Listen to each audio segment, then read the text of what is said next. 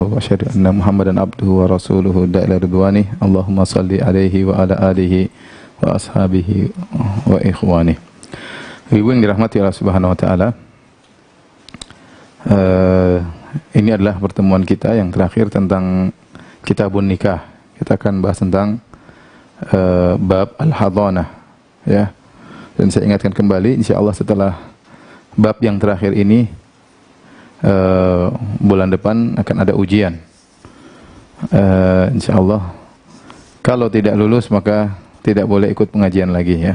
Peraturannya demikian, kecuali ustadznya memaafkan, ya. Pembahasan kita insyaallah tidak panjang tentang masalah pengurusan anak. Yang namanya perceraian, terkadang terjadi keributan antara mantan suami dengan mantan istri tentang anak, siapa yang harus ngurus, ya. Maka itu dibahas oleh para ulama dalam sebuah bab yang mereka sebutkan dengan bab al-hadhanah, bab al-hadhanah.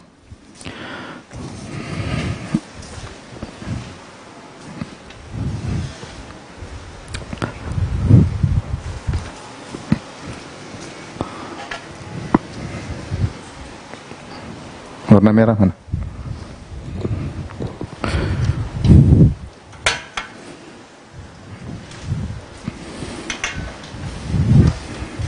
Bab al-hadhanah. Apa itu al-hadhanah?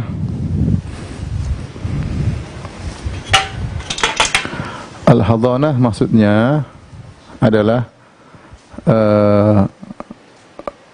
mengurusi, ya, anak, ya, tentang kebutuhan atau kemaslahatannya,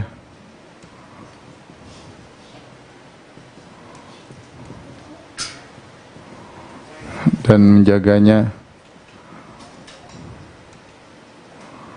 dari apa yang memberi mudarat kepadanya.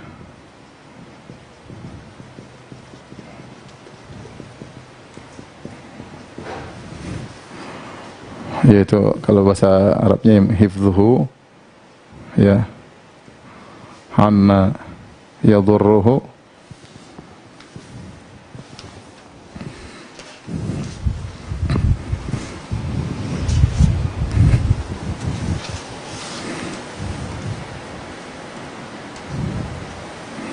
wal qiyam bi masalihihi, yaitu menjaga dia dari apa yang beri mudarat padanya dan menjalankan hal-hal yang mendatangkan kemaslahatannya. Dan kata para ulama, hadhanah ini, ya, dia berkaitan dengan, ya, tiga, yaitu anak kecil, ya, kemudian al-ma'tuh, yaitu yang kurang akalnya atau terganggu, ya. Misalnya kalau kita bilang sekarang istilahnya apa, kalau anak punya penyakit yang nggak bisa diatur tuh? Penyakit apa istilahnya? Sudah besar tapi kayak anak kecil. Itulah, ya. Hah? Iya, ada istilahnya, ya. Yang ketiga al-majnun.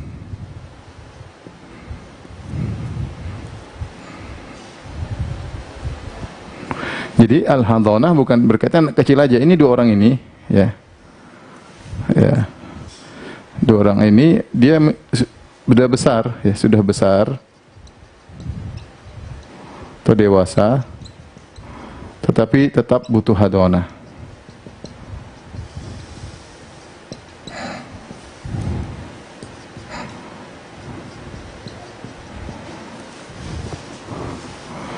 Al-ma'tuh.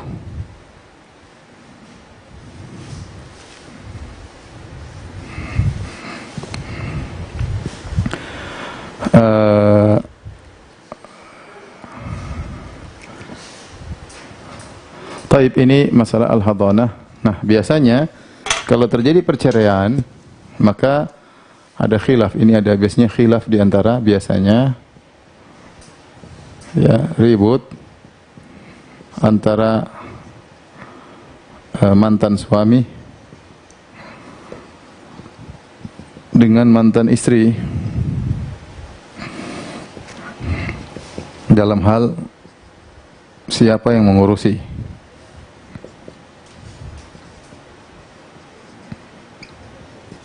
Ini autis ya, Anda lupa ini istilahnya apa? Autis ya. Misalnya autis ya, ini perlu penanganan khusus ya. Nah, inilah masalah al-hadhanah yang akan kita bahas pada kesempatan kali ini ya. Taib.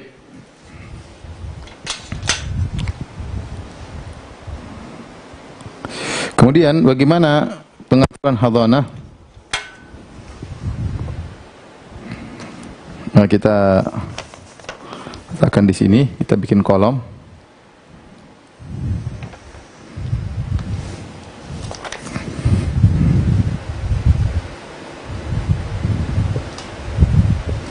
Al-mahdhun.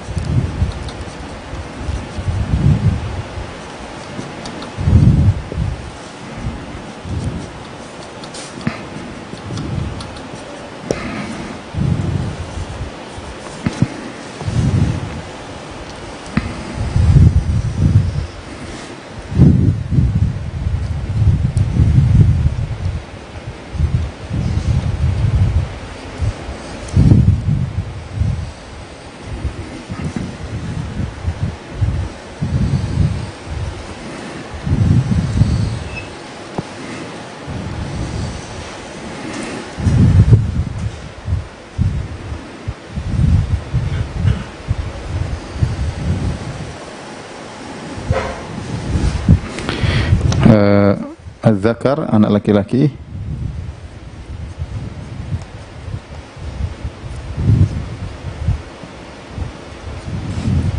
anak perempuan,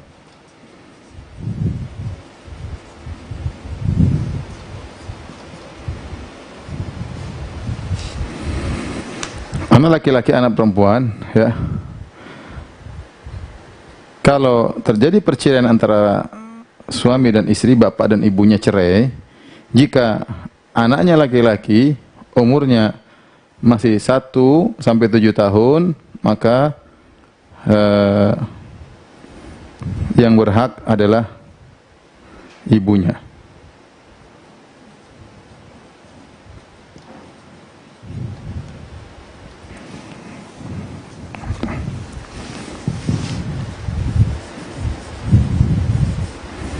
Ini tabel tentang siapa lebih berhak. Tabel siapa yang lebih berhak. Ayah atau ibu.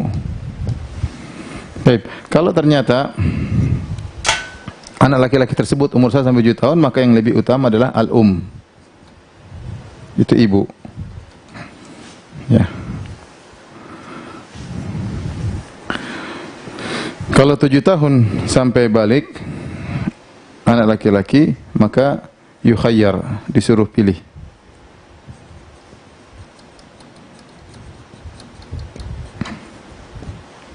Ayah atau ibu. Kalau sudah balik sampai nikah, ya, enggak urusan, dia bisa jalan sendiri, mandiri. Apalagi setelah nikah, ya, jelas mandiri. Adapun anak perempuan kalau 1 sampai 7 tahun sama al-um. Itu ibu yang lebih utama. Jadi tetap aja ibu yang lebih utama. Anak laki atau anak perempuan tetap ibu yang lebih utama. Kalau sudah 7 tahun sampai balik, maka al-ab, ayah. Jadi kalau anak perempuan terjadi perceraian, kalau sudah lebih dari 7 tahun, yang lebih berhak untuk memeliharanya adalah ayah. Kenapa? Karena anak perempuan tersebut butuh untuk perhatian, ya, nanti untuk dijaga, bahkan dipilihkan mungkin calonnya, kemudian jadi walinya, semua urusan bapaknya. Maka yang lebih utama adalah ayah. Ya. Demikian juga sudah balik sampai menikah tetap al-ab, ayah. Kalau sudah menikah berarti az-zauj, suaminya yang jaga, suami. Ya. Ini al-mahdhun. Ini ibu-ibu yang dirahmati Allah Subhanahu wa taala, jika kondisinya dalam kondisi yang normal seperti ini, ya. Seperti ini. Tetapi setelah ini kita akan bahas, ya, bagaimana kalau ternyata 1 sampai 7 tahun ternyata ibunya nggak ada atau ibunya meninggal dunia. Nah, siapa yang merawat? Ya, misalnya pembahasan di sini. Pada waktu anak laki-laki ini umur 2 tahun, ibunya meninggal. Ya. Siapa yang utama untuk merawat? Apakah bapaknya, ataukah tantenya, ataukah neneknya? Seperti itu pembahasan. Ya. Misalnya umur 7 tahun sampai balik, ternyata bapaknya udah meninggal. Nah, siapa yang merawat? Ini tabel yang kita bikin sekarang ini dalam kondisi normal, ya, dalam kondisi apa? Normal, maka harusnya demikian. Kalau terjadi perceraian antara laki dengan wanita, maka jika anaknya masih laki-laki umur 1 sampai 7 tahun, ibunya yang lebih utama. Kalau sudah 7 tahun, dia disuruh milih bapaknya atau milih ibunya, ya. Kemudian kalau sudah balik, ya terserah dia mau pergi dari rumah, mau kerja, terserah. Kalau udah nikah apalagi, terserah dia, ya. Ya. Kemudian anak perempuan sama, tatkala 1 sampai 7 tahun maka ibunya. Setelah 7 tahun lebih, maka bapaknya yang lebih utama melihara dia, karena akan ada kepengurusan dan seterusnya. Dia balik dewasa sampai dia menikah. Menikah juga bapaknya yang pegang. Kalau sudah menikah maka dipegang oleh suaminya, ya, dipegang oleh suaminya.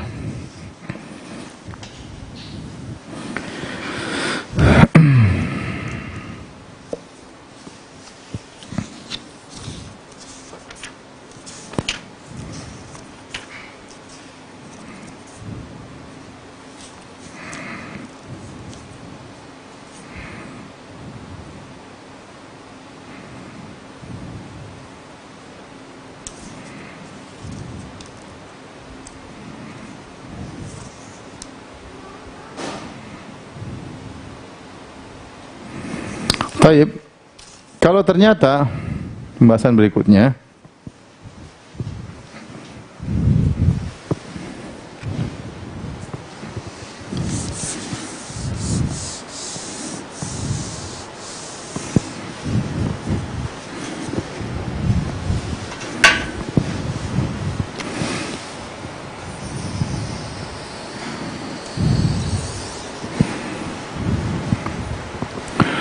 bagaimana kalau jika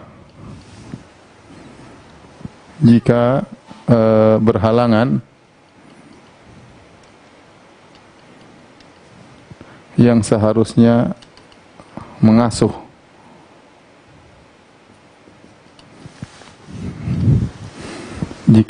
Bagaimana jika yang seharusnya mengasuh berhalangan?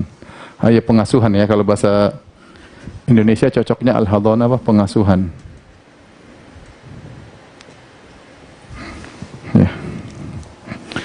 Bagaimana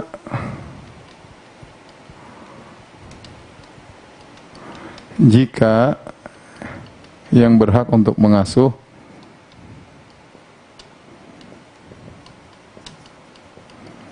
ternyata berhalangan? Ternyata berhalangan, tidak ternyata berhalangan.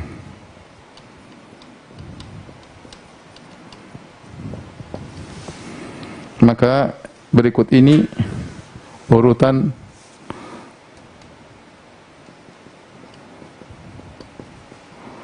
urutan yang berhak dalam pengasuhan.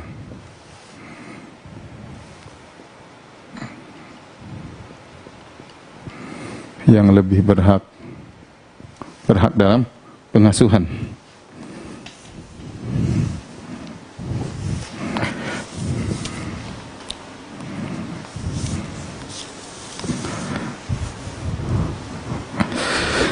Ini saya sampaikan menurut sebagian madhab, di antaranya madhab Hambali. Ya, ada khilaf banyak dalam hal ini.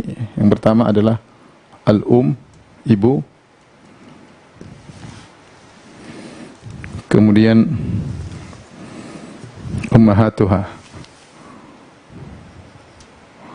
ummahatuha, yaitu ibunya ibu. Meskipun di atas nenek, maksudnya nenek dan seterusnya. Nenek dan seterusnya ke atas. Maksudnya ibu kandung sini.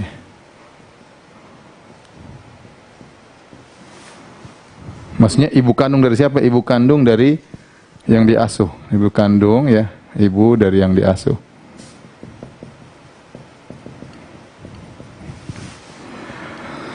Baik, setelah itu baru kemudian al-ab,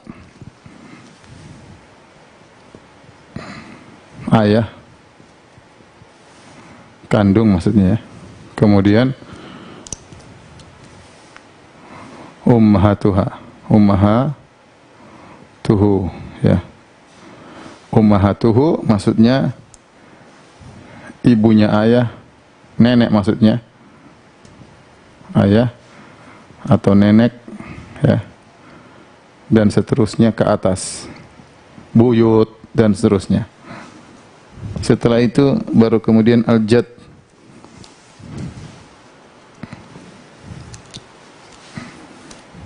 al-jaddu, kakek. Setelahnya baru ummahatuhu, yaitu ibunya kakek dan seterusnya. Kemudian setelah itu al-ukht, yaitu saudari. Maka al-ukht ini, ya, yang pertama yang diutamakan adalah asy-syaqiqah, yaitu kandung. Setelah itu baru ini ke bawah, ya.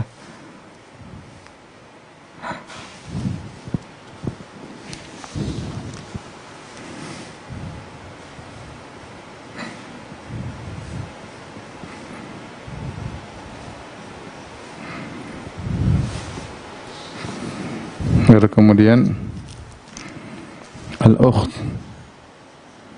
li abin, kemudian al-ukht li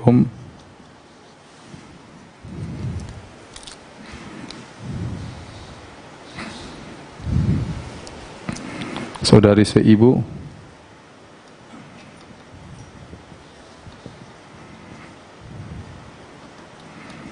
saudari sebapak sama seibu.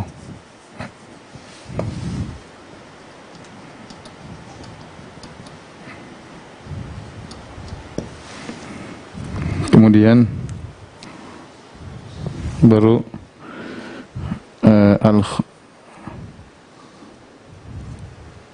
al-ammah,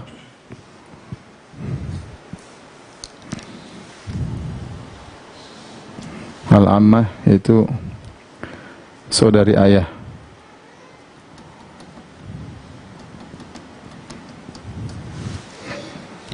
Baru kemudian al-khalah,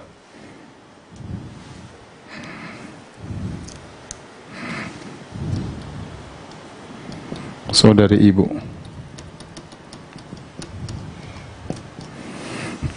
Baru kemudian seterusnya, ya, dan seterusnya ini kemudian para wanita yang lebih dekat, ya, para wanita yang terdekat hubungannya.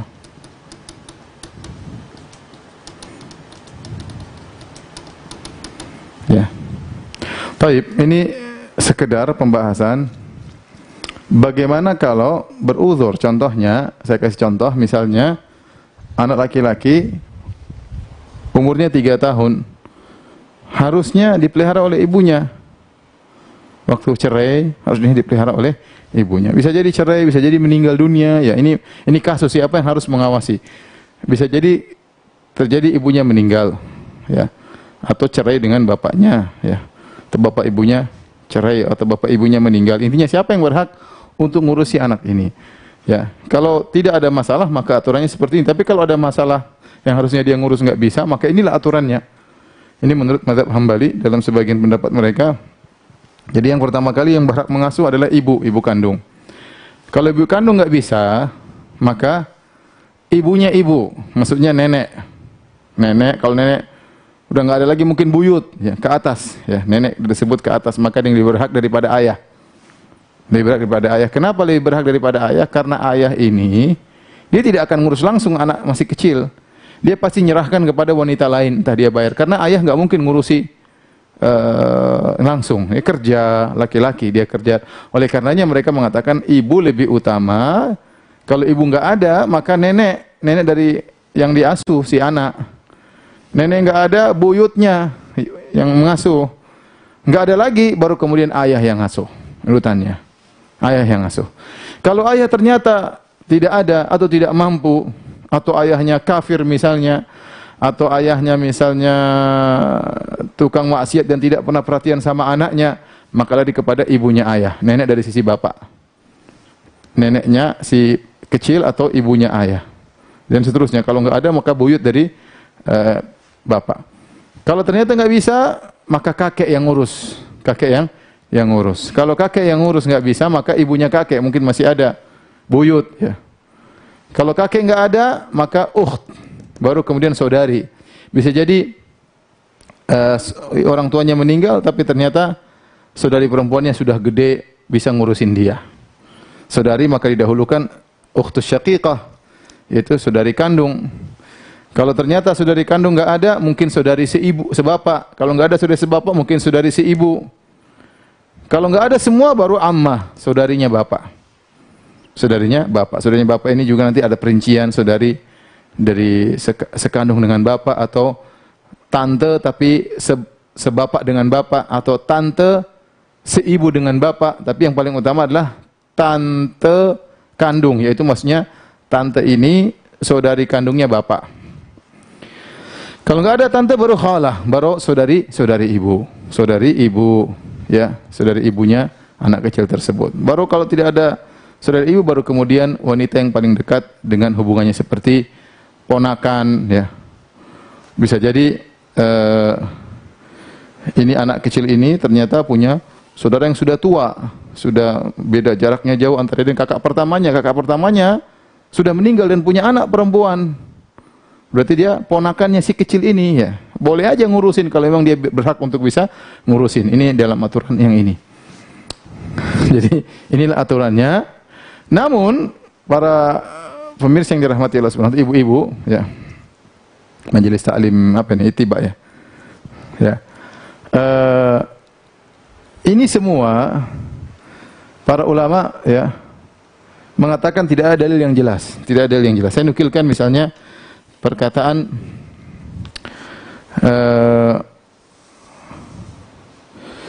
Ibn Rushd berkata, "Amma naqlul hadanah minal ummi ila ghairil abi falaysa fi dzalika syai'un yu'tamadu alaihi." Jadi kalau ibu semua sepakat, ibu, setelah ibu bapak. Ini adapun dari sini, maksudnya dari selain bapak, ya. Selain bapak, aturan seperti ini kata para ulama sebenarnya tidak ada dalil yang jelas dan tegas, ya. Sebagian mengkiaskan dengan sebagian mengkiaskan dengan warisan, ya. Ini kebanyakan sebagian mengkiaskan dari sisi kedekatan dengan ibu. Intinya tidak ada dalil yang jelas dan tegas. Sebagian perkataan Ibnu Rushd, ya. Sebagian perkataan Ibnu Rushd. Demikian juga penjelasan dari Imam Syaukani rahimahullahu taala. Demikian juga As-Sa'di rahimahullah, gurunya Syekh Utsaimin, mengatakan, lam yataharrar li fil hadanah fi taqdimin nisa fi taqdim ba'd an-nisa ala ba'd dhabitun yatma'innu ilayhi an-nafs ila innahu yura'a maslahatul mahdhun wa anna man tahaqqaqat fihi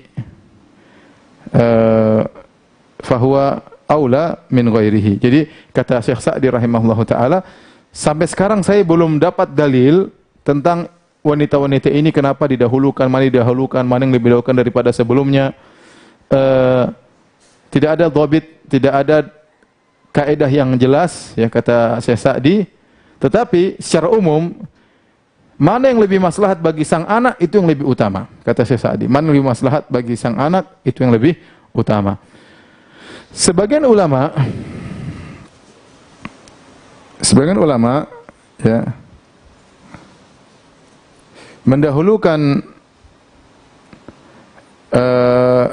bibi khalah, ya.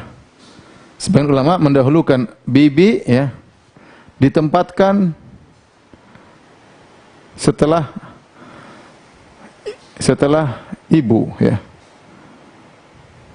Ini pendapat Asy-Syaukani, ya. Ini pendapat Syaukani. Imam Asy-Syaukani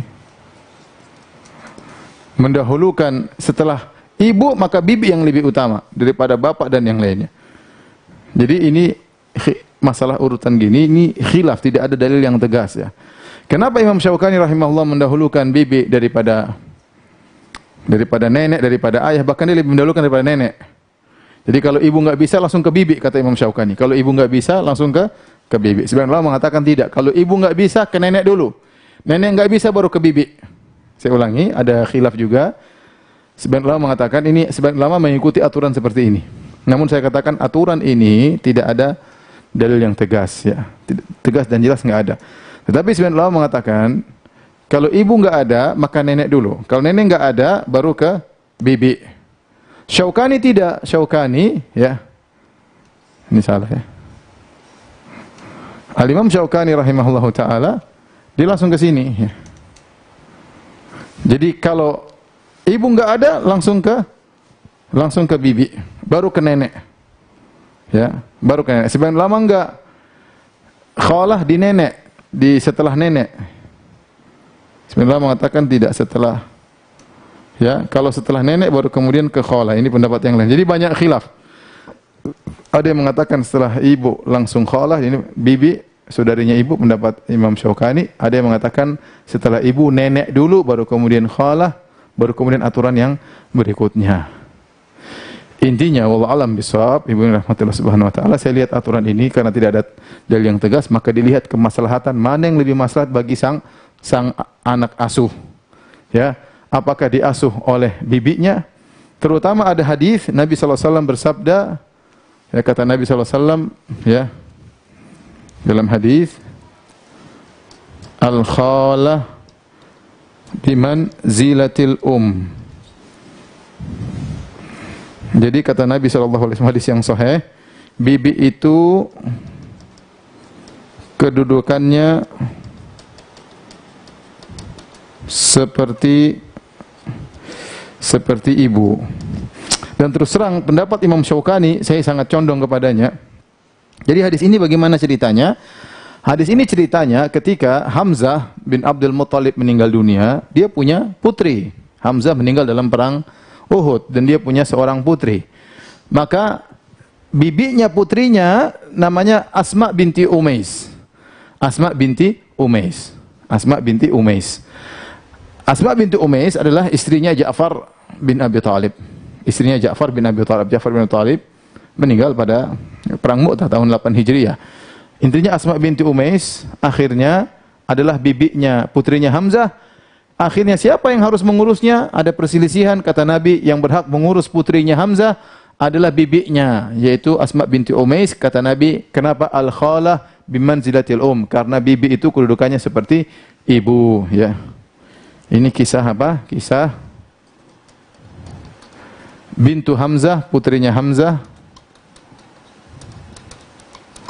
diasuh oleh bibinya, yaitu Asma binti Umais radhiyallahu taala anha. Taib. Ini kira-kira pembahasan, ya. Taib. Pembahasan berikutnya,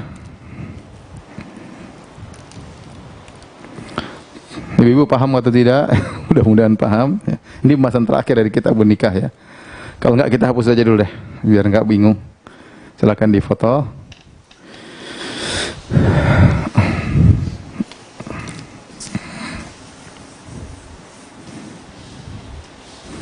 Ibu-ibu yang bertanya, jangan lupa silakan bertanya, nanti di forward ke kameramen, ya.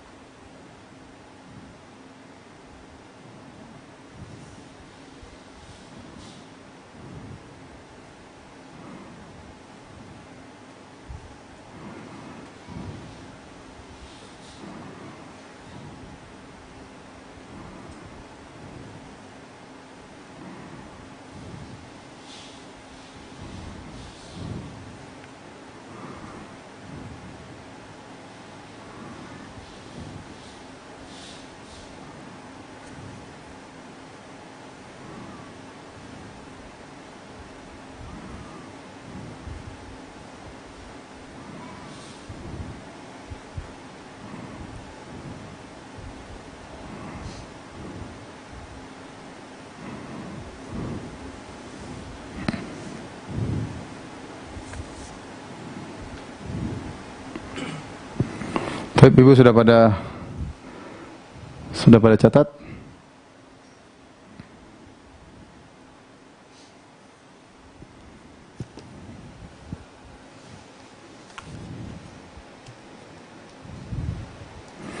Baik, kita bahas berikutnya tentang penghalang asuhan, ya.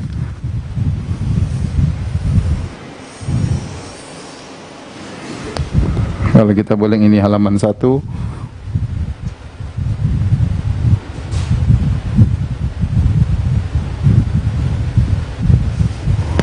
Ini halaman 2, ya.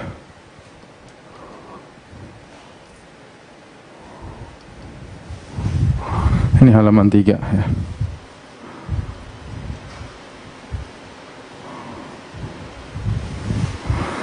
Baik. Kita bahasan sekarang tentang penghalang asuhan.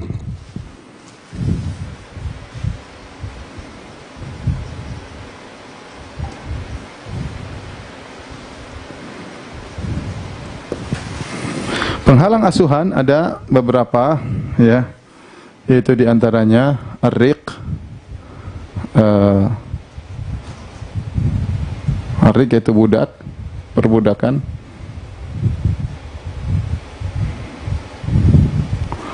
Al-fisq, kefasikan. Kemudian yang ketiga, nikahu al-mar'ah bi ajnabi anil mahdhun, yaitu jika ibu menikah dengan lelaki yang bukan kerabat si kecil. Taib. Ini contoh penghalang asuhan. Maksudnya bagaimana? Misalnya ibunya, anak meninggal, ibunya atau ayahnya ternyata berhak untuk mengasuh, tapi anaknya adalah anak yang merdeka, sementara bapaknya ditangkap jadi budak misalnya, ya, atau ada masalah, ini tentu sudah lewat, sekarang sudah nggak ada. Tapi karena ayahnya sedang jadi budak mengurusi majikannya, maka dia susah untuk mengurusi anaknya. Maka dia, meskipun dia harusnya berhak ngurusin, akhirnya pindah kepada yang lainnya.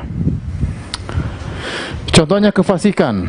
Kefasikan, misalnya seorang anak meninggal dunia, bukan anak, maksudnya terjadi perceraian, terus kemudian anak tersebut harusnya dinaungi oleh ibunya, ternyata ibunya kurang ajar, ibunya fasik, suka zina, suka ini, nggak ngurus anaknya, ya, maka dia tidak bisa mengurusi anaknya. Kenapa? Karena dia fasik. Karena dia fasik, sehingga berpindah tadi, seharusnya dia berhak ibu, pindah kepada yang lainnya. Kenapa? Karena ibunya fasik. Atau misalnya ibunya meninggal, ternyata yang harus ngasuh adalah bapaknya, tapi bapaknya fasik, kerjanya zina, minum khamar, main judi, dan seterusnya. Maka bapaknya tidak bisa ngurusin karena fasik. Dan ini yang sangat penting, yang pembahasan kita. Jika ibunya tidak fasik, orangnya baik, tapi dia sudah menikah sama laki-laki lain. Dia sudah menikah dengan laki-laki lain. Dilihat laki-laki tersebut. Kalau laki-laki tersebut ternyata punya hubungan sama, atau kita beginiin aja. Sudahlah, kita begini aja, sudah paham ya insyaallah. Jika ibunya menikah dengan laki-laki yang punya hubungan kerabat dengan si kecil, misalnya si wanita menikah dengan omnya si kecil. Ya bisa jadi omnya si kecil, ya. Om dari bapak, om dari ibu, bisa terjadi. Setelah cerai dia nikah sama adik suaminya misalnya, atau setelah cerai dia nikah dengan yang lainnya, ya. Dengan om dari ibunya misalnya, ibu si kecil. Ada dengan apa, dengan nggak bisa, ya, dengan apa, dengan adik bekas suaminya misalnya. Jadi sehingga suami dari wanita ini, yang suami baru, ternyata omnya si kecil, maka itu tidak mengapa, berarti wanita ini masih berhak untuk mengasuh sang anak. Tapi ternyata jika sang wanita menikah dengan laki-laki lain, ya, maka dia tidak berhak lagi mengurus si kecil. Si kecil berpindah kepada yang berikutnya. Kenapa? Karena dia sibuk ngurusin suaminya. Dalilnya apa? Dalilnya dalam hadis Abdullah bin Umar. Dalilnya hadis Abdullah bin Umar. Hadis Ibnu Umar. Hadis Ibnu Umar, ya. Ada seorang wanita datang kepada Nabi SAW, kemudian dia berkata, "Ya Rasulullah, putraku, ya, dia dalam perutku sebagai julu, dia dalam perutku. Aku yang menggendongnya dan susukulah yang memberi minum kepadanya. Dia dulu dalam kandunganku, aku yang menggendongnya, kemudian saya yang menyusuinya. Sekarang bapaknya, yaitu bekas suaminya, menyangka dia akan mengambil dariku anak ini. Bagaimana ya Rasulullah?" Kata Rasulullah SAW, "Engkau lebih berhak, wahai sang ibu, lebih berhak mengurusi anakmu malam tangkahi, selama kau belum menikah." Selama kau belum menikah. Artinya selama kau menjanda, kau yang paling utama ngurusin anakmu, kembali kepada ini. Ibu yang paling utama. Tetapi kalau kau sudah menikah, maka lain lagi aturannya. Berarti kau tidak berhak lagi ngurus anakmu, anakmu boleh diambil oleh suaminya, ya. Dan demikian. Ya. Jadi kalau ada suami istri cerai, kemudian ternyata si ibunya nikah lagi, maka anaknya, ya, apa namanya, boleh dirawat oleh yang lainnya, ya. Boleh dirawat oleh yang lainnya. Ini.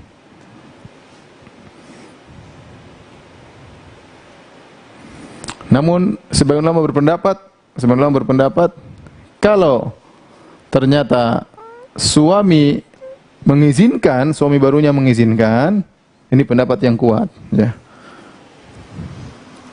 Pendapat lain,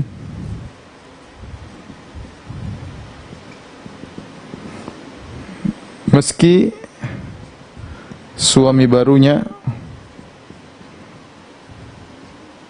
tidak ada hubungan kekerabatan, kerabat dengan si kecil, tapi dia mengizinkan istrinya untuk mengurus anaknya,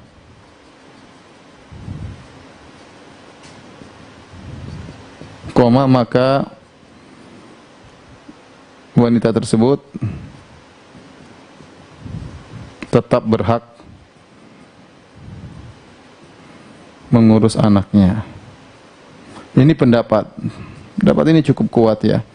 Apa dalil mereka? Dalilnya dengan kisah tadi, dalil tentang kisah Asma binti Umais. Asma binti Umais tadi kita katakan dia mengasuh putrinya Hamzah. Hamzah meninggal dunia. Sementara dia adalah bibinya daripada putrinya Hamzah. Sementara Asma binti Umais punya suami masih hidup, yaitu Ja'far bin Abi Thalib. Ja'far bin Abi Thalib.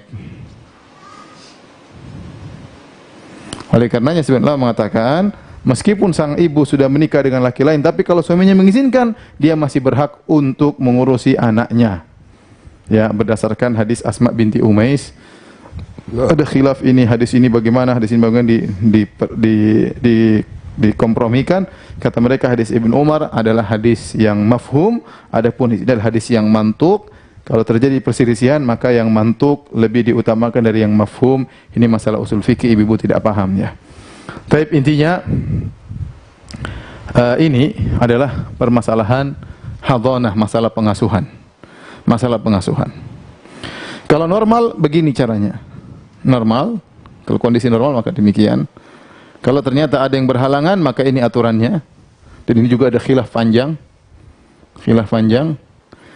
Kemudian ada penghalang-penghalang dari asuhan. Nih, kalau fasik ternyata nggak bisa, ternyata dia tidak merawat anaknya, dia cuek, atau dalam kondisi budak, atau dia sudah menikah dengan laki lain, maka ini permasalahannya. Ini secara global, secara global. Tetapi yang ingin saya sampaikan, bahwasanya tetap syariat memandang kepada maslahat. Tetap syariat memandang kepada maslahat. Dan ini kembali kepada hakim. Kalau misalnya di Arab Saudi ada permasalahan tentang hadhanah, maka masalahnya masalah hakim. Kembali kepada masalah hakim, kemudian nanti hakim yang akan memutuskan, ya.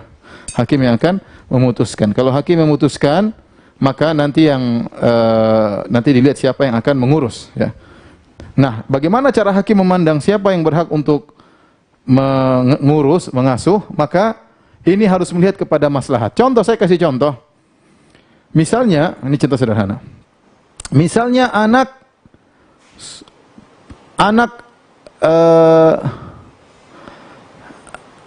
laki-laki sudah umur 8 tahun. Terjadi perceraian. Saya tanya ibu-ibu sekalian ya. Anak laki-laki umur 8 tahun terjadi perceraian. Maka siapa yang berhak mengasuhnya? Bapaknya atau ibunya? 8 tahun. Bapaknya atau ibunya? Jawabannya disuruh milih. Ya, anak laki-laki kalau 7 tahun ke atas disuruh milih bapak atau ibunya. Ternyata anak laki-laki tersebut dia milih ibunya. Dia milih ibunya. Atau dia milih bapaknya misalnya. Ternyata dia milih bapaknya. Akhirnya hakim kasih dia milih bapaknya. Karena dia milih bapaknya. Ternyata bapaknya itu kenapa dia pilih? Karena bapaknya lebih menyenangkan. Karena bapaknya kalau dia lagi ke rumah bapaknya dikasih main game, nonton film. Kalau lagi ke rumah ibunya disuruh ngaji, disuruh belajar, dia malas, dia lebih sedang pilih bapaknya. Nah, hakim harus jeli lihat hal ini. Kalau ternyata sang anak milih bapaknya karena disia-siakan, ditelantarkan oleh bapaknya, maka hakim berhak untuk memindahkan kepada ibunya atau sebaliknya. Jadi ini keputusan hakim. Jadi misalnya seperti itu. Ya. Dan itu kejadian banyak ya. Kasus misalnya sang anak sudah umur 12 atau 11 tahun disuruh milih bapak atau ibu. Saya milih bapak. Ternyata pilih bapak. Kenapa? Bapaknya malah tidak perhatikan pelajarannya, dikasih main game, diajak keluar main-main terus, maka hakim berhak untuk memindahkan bapak dari kepengurusan bapaknya kepada ibunya meskipun sang anak tidak mau karena kemaslahatan yang ada ya. Baik. Kalau sudah tolong dihapus ya. Masih ada pembahasan terakhir ya, sedikit lagi.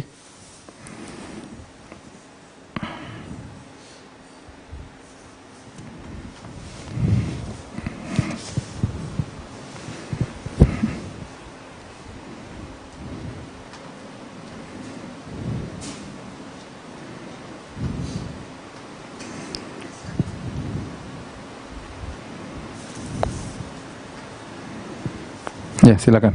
Sudah hapus saja.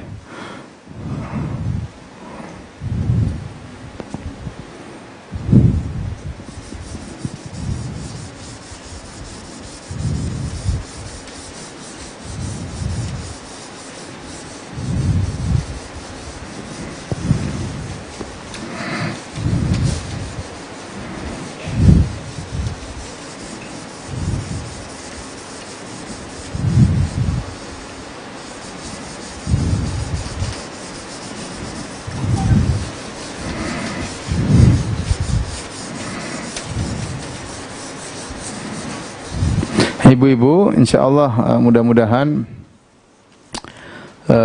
dalam waktu 2 minggu atau 3 minggu ke depan, mudah-mudahan selesai semua yang sudah ditulis dalam bentuk makalah.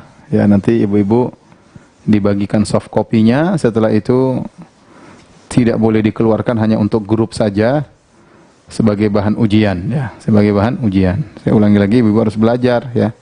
Jadi jangan saya aja yang belajar, ibu juga harus belajar. Ya, nanti diuji, ya.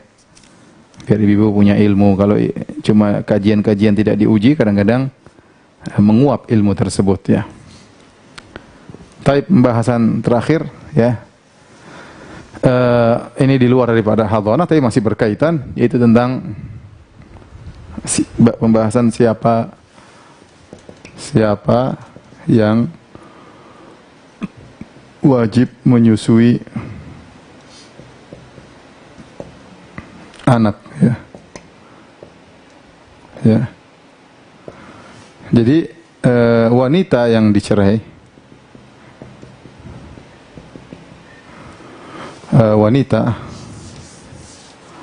kondisi wanita bisa dalam kondisi belum dicerai, kondisi sudah dicerai. Kalau sudah dicerai terbagi menjadi 2, talak raj'i, talak bain.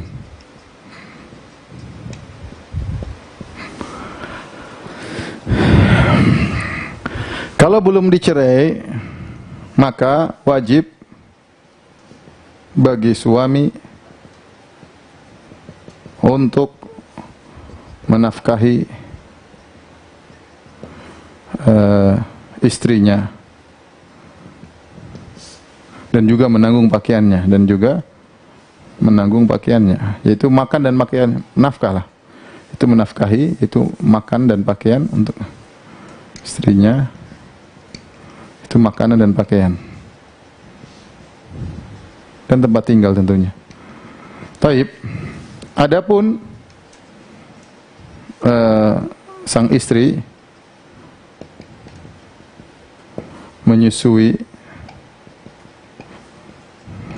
anaknya, maka tidak ada bayaran tersendiri. Tidak perlu dibayar, ya, ibunya sendiri kok. Jadi saya punya istri saya nyusui anak saya perlu bayar istri saya? Enggak perlu, ya.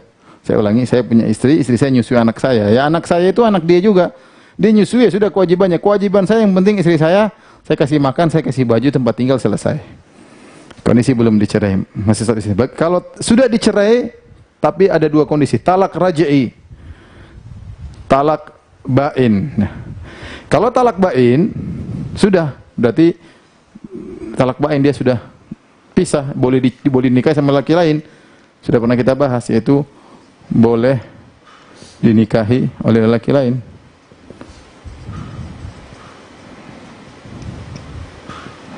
Bagaimana hukumnya? Maka sudah pernah kita jelaskan,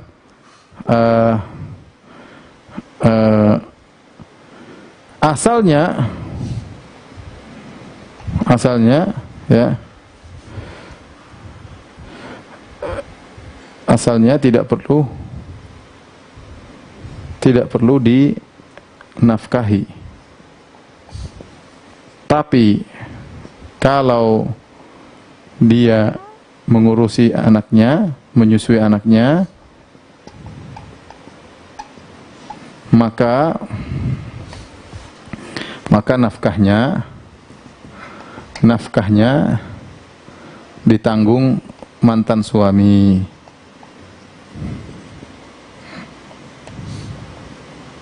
Kenapa? Karena dia ngurus anaknya. Kemudian jika dia minta ongkos menyusui, maka boleh, harus dikasih.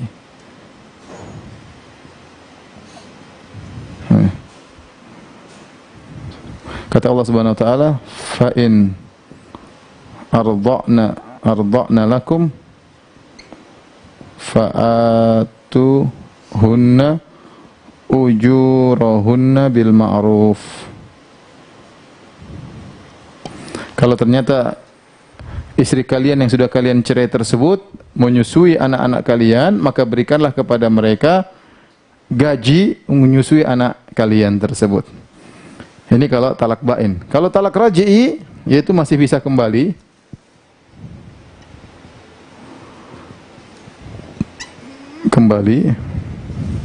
Maka ada khilaf di kalangan para ulama. Khilaf. Dua pendapat. Pendapat pertama seperti ini, persis. Pendapat kedua seperti ini. Pendapat pertama mengatakan, ya sudah, yang penting orang dikasih makan, kasih baju, wa alal mauludi lahu rizquhunna wa kiswatuhunna bil ma'ruf. Al walidatu yurdi'na auladahunna haulaini kamilan liman arada ayyutimar radha'ah wa alal mauludi lahu rizquhunna wa kiswatuhunna bil ma'ruf. Kata Allah, bagi sang bapak yang kelahiran anaknya wajib untuk memberi makan dan minum kepada istri yang menyusui anaknya, ya.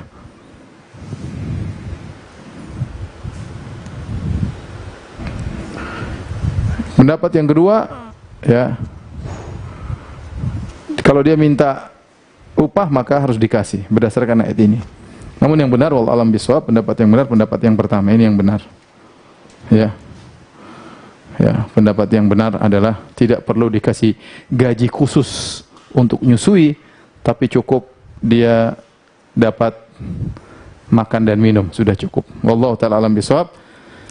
Ini saja ibu-ibu yang dirahmati Allah Subhanahu wa taala, apa yang bisa kita sampaikan dari perjalanan panjang kita tentang kitabun nikah, dan ilmu harus diulang-ulang. Maka insyaallah saya lagi mempersiapkan tentang makalahnya.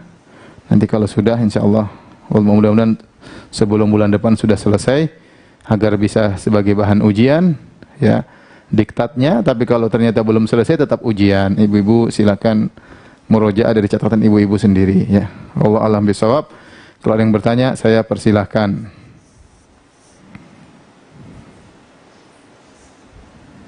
Pertanyaan pertama, bismillah. Status saya baru bercerai dengan 2 anak. Saat ini saya dan anak-anak masih menempati rumah mantan, rumah dari orang tuanya. Dia tinggal terpisah dengan kami. Apakah saya berdosa meninggalkan anak pulang ke rumah orang tua di luar kota? Sedangkan seorang ibu bertanggung jawab atas rumah dan anak-anak. Mohon jawabannya, Ustadz. Anak saya kuliah dan SMP, perempuan dua-duanya, ya. Saya rasa tidak, ya, kalau memang sudah besar, sudah balik semuanya ini, ya, sudah balik, ya. Tentunya sudah kita jelaskan tadi bahwasanya anak perempuan yang usianya lebih dari 7 tahun lebih utama untuk yang lebih utama adalah yang merawatnya adalah bapaknya, Tapi kalau bapaknya pengertian, ibunya disuruh merawat, itu baik, ya. Yang penting bapaknya pengertian, kasih nafkah dan yang lainnya, ya. Jadi seandainya kalau ibu pun pergi kemudian pergi ke rumah orang tua, ya, ada keperluan tertentu, apalagi dalam masa sebulan 2 bulan nanti balik lagi, saya rasa tidak jadi masalah, ya. Yang penting anak mengerti, karena memang ini tanggung jawab bapaknya. Sudah kita jelaskan bahwasanya anak perempuan itu tanggung jawab bapaknya, ya, setelah lebih dari 7 tahun, ya, sampai dia balik, sampai dia menikah. Wallahu a'lam bishawab. Pertanyaan kedua, afwan, sebelum bercerai saya digantung selama 8 tahun. Oh, siapa yang gantung ini? Oh, terkatung-katung selama 8 tahun. Dan anak-anak saya yang ngurus. Ayahnya hanya sekali mengajak pergi aja. Intinya dia tidak merawat anak-anak.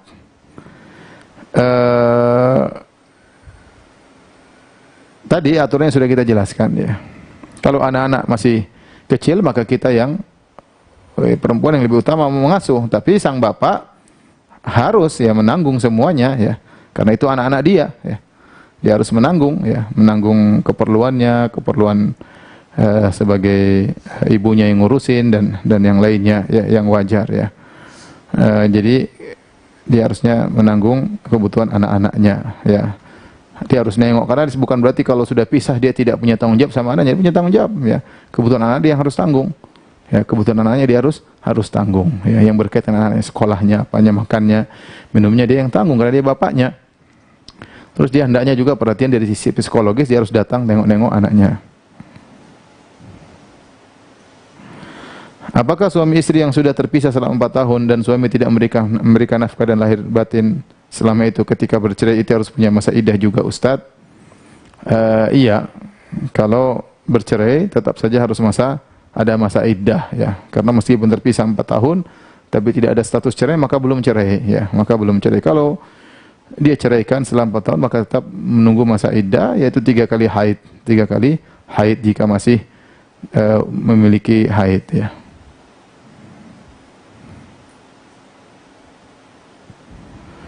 Berarti enggak rajih dalil yang beredar di sosmed bahwa seorang istri berhak meminta bayaran kepada suami untuk menyusui bila ia sudah nafkah, ya Ustaz? Tadi saya bilang ada khilaf. Ini kalau tadi tergantung dia cerai apa. Kalau dia sudah cerai talak bain, dia boleh meminta. Sudah talak bain, tapi kalau talaknya masih talak raj'i, masih bisa kembali, maka yang benar dia tidak berhak untuk meminta. Tapi kalau talak bain dia boleh meminta, ya. Dan orang tuanya boleh, ya sudah, enggak usah saya aja yang ngurus. Ya, misalnya, ya. Ya sudah, saya serahkan kepada orang, tapi tentunya ibunya yang lebih utama untuk menyusui. Kalau dia minta, ya kasih aja, boleh, dan itu hak sang wanita tersebut, dan bapaknya dapat pahala karena memberi upah kepada ibu anak-anaknya. Wallahu a'lam bishawab. Masih ada yang bertanya?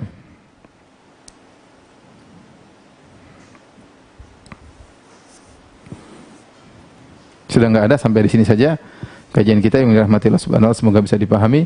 Subhanakallah bihamdik, asyhadu an la ilaha illa anta, astaghfiruka wa atubu ilaik. Assalamualaikum warahmatullahi wabarakatuh.